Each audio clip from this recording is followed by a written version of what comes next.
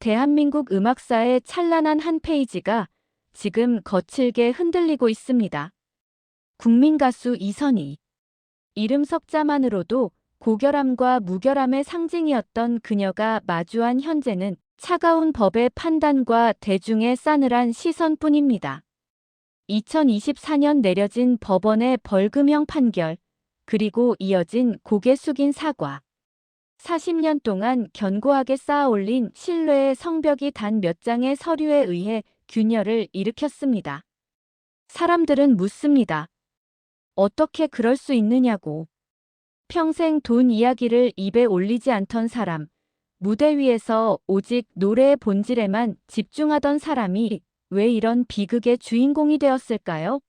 하지만 이 이야기는 단순히 숫자에 관한 이야기가 아닙니다.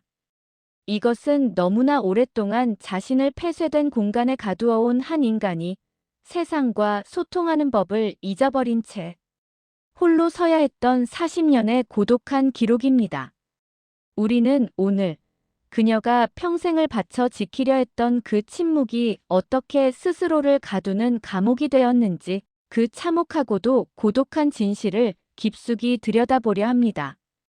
그녀의 성격은 그녀가 태어난 곳에서 이미 결정되었는지도 모릅니다. 충청남도의 깊은 산세 속에 자리한 작은 절. 이선희의 유년은 고요한 목탁 소리와 진한 향냄새, 그리고 산사를 휘감는 바람 소리로 가득했습니다. 대처승이었던 아버지는 엄격한 규율 그 자체였고, 어머니는 절밖에 거친 세상을 견디며 묵묵히 가정을 지탱했습니다. 그 적막한 환경 속에서 어린 소녀는 말보다 침묵이 자신을 지키는 가장 안전한 방패라는 것을 본능적으로 배웠습니다. 학교에 가면 아이들은 장난스럽게, 때로는 날카롭게 질문을 던지곤 했습니다. 진짜 스님 딸이야? 집에서도 머리 깎고 있어? 그 철없는 질문들은 어린 소녀의 가슴에 깊은 비수처럼 꽂혔지만 아이는 웃지도 화내지도 않았습니다. 대답을 시작하는 순간 질문은 꼬리에 꼬리를 물 것이고 결국 자신의 소중한 세계가 파헤쳐질 것을 두려워했기 때문입니다. 그녀는 교실 구석에서 운동장을 바라보며 홀로 있는 시간을 사랑했습니다. 그때부터 그녀에게 외로움은 극복해야 할 대상이 아니라 숨을 쉬기 위해 반드시 필요한 산소와 같았습니다. 누구에게도 들려주지 않던 그 맑은 목소리가 처음으로 터져 나온 것은 텅 빈 학교 음악실이었습니다. 아무도 없는 방에서 피아노 건반을 누르며 소리를 내뱉을 때 그녀는 생애 처음으로 자유를 느꼈습니다. 노래는 누군가에게 박수받기 위한 수단이 아니라 세상의 소음으로부터 자신을 지키기 위한 마지막 보호막이었습니다. 그녀의 노래가 유독 담담하면서도 가슴을 파고드는 이유는 그것이 타인이 아닌 자기 자신의 심연을 향해 부르는 위로였기 때문입니다. 1984년 대한민국 가요계의 운명은 어느 쓰레기통 옆에서 시작되었습니다. 무명의 작곡가가 버리려 했던 악보 한 장. 누구도 거들떠보지 않던 그 노래 제2의 고등학생 이선희는 망설임 없이 집어들었습니다.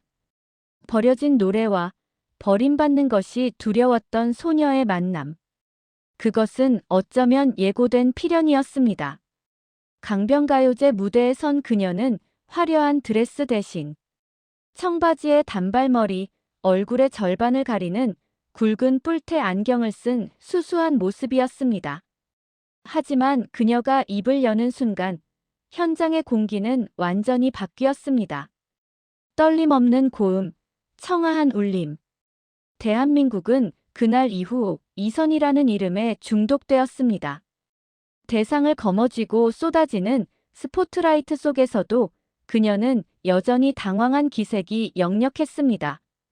노래를 할 수 있어 기쁘다는 짧은 소감 뒤에 그녀는 다시 자신의 골방으로 숨어들었습니다. 성공은 그녀에게 더 큰 무대를 주었지만 동시에 더 큰 외로움을 안겨주었습니다.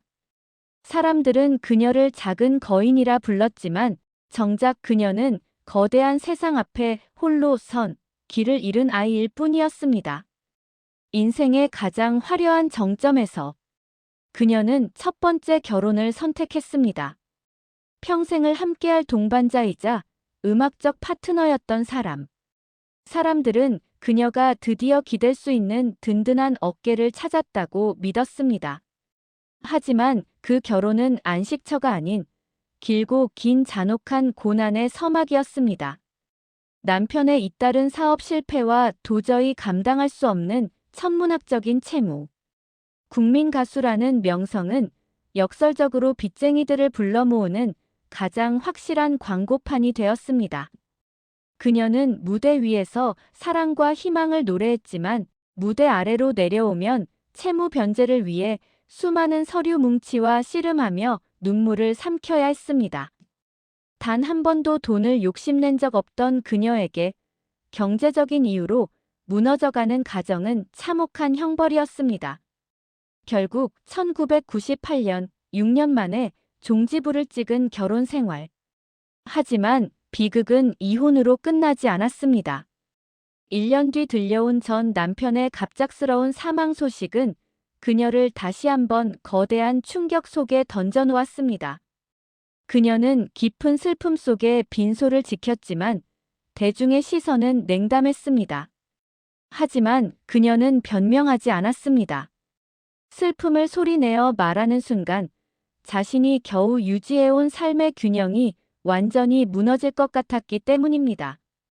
그녀는 다시 무대에 섰습니다.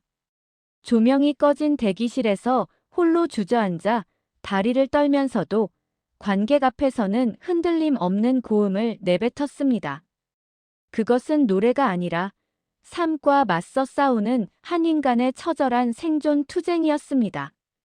세월은 상처 위에 억지로 딱지를 안 쳤고 그녀는 다시 한번 평범한 행복이라는 꿈을 꾸었습니다. 2006년 모든 언론의 관심을 피해 조용히 선택한 재혼과 미국행. 당신은 당신의 노래를 하세요. 나는 당신의 그림자가 되어주겠소. 그 따뜻한 한마디에 그녀는 평생을 지탱해온 방어기제를 잠시 내려놓는 듯 했습니다. 하지만 바다를 건넌 사랑도 그녀의 본질적인 고독을 채워주지는 못했습니다. 무대에 서야만 숨을 쉴 수 있는 가수로서의 숙명과 평범한 가정을 유지해야 하는 현실 사이의 간극은 시간이 흐를수록 메울 수 없이 벌어졌습니다. 서로의 삶을 존중한다는 미명하에 방치된 관계는 서서히 마모되었습니다. 2020년 그녀는 다시 한번 혼자가 되어 돌아왔습니다. 2번의 결혼과 2번의 이별. 사람들은 그녀의 실패를 가십처럼 이야기했지만 그녀에게는 그것이 실패가 아닌 회귀였습니다.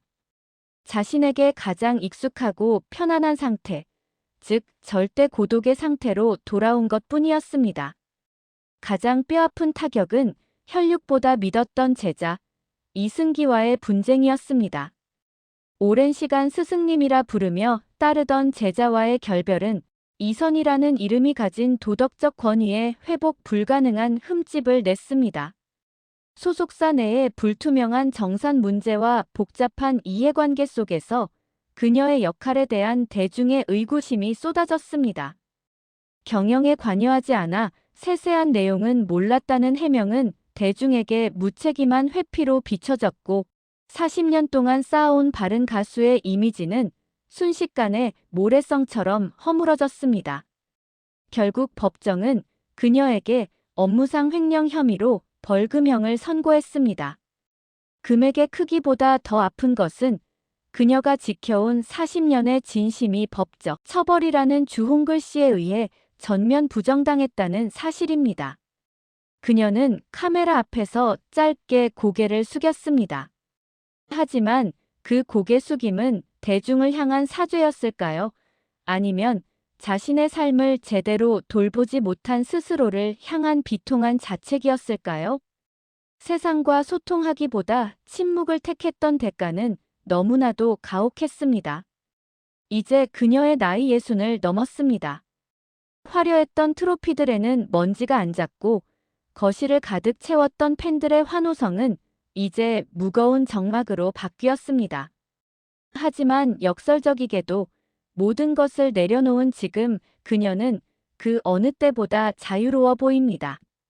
더 이상 완벽한 국민 가수일 필요도 누군가의 성녀로 추앙받을 필요도 없기 때문입니다.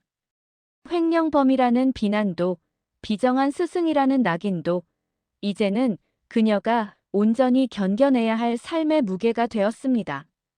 그녀는 다시 유년 시절 산사의 아이로 돌아갔습니다. 말수를 아끼고 필요한 만큼만 소유하는 소박한 일상. 우리가 그녀에게 진정으로 기대했던 것은 무엇이었을까요? 결점 하나 없는 성녀였을까요? 아니면 한치의 오차도 없는 노래 기계였을까요? 우리는 그녀의 목소리에 깊은 위로를 받았지만 정작 그녀가 홀로 견뎌온 삶의 고통에는 공감하려 하지 않았는지도 모릅니다. 이선희의 이야기는 여기서 끝이 아닙니다. 조명이 꺼진 뒤에도 우리의 삶은 계속되기 때문입니다. 그녀는 아마도 다시 노래를 시작할 것입니다. 수만 명이 모이는 대형 콘서트 홀이 아닌 작은 골방이나 이름 모를 숲길에서 말입니다.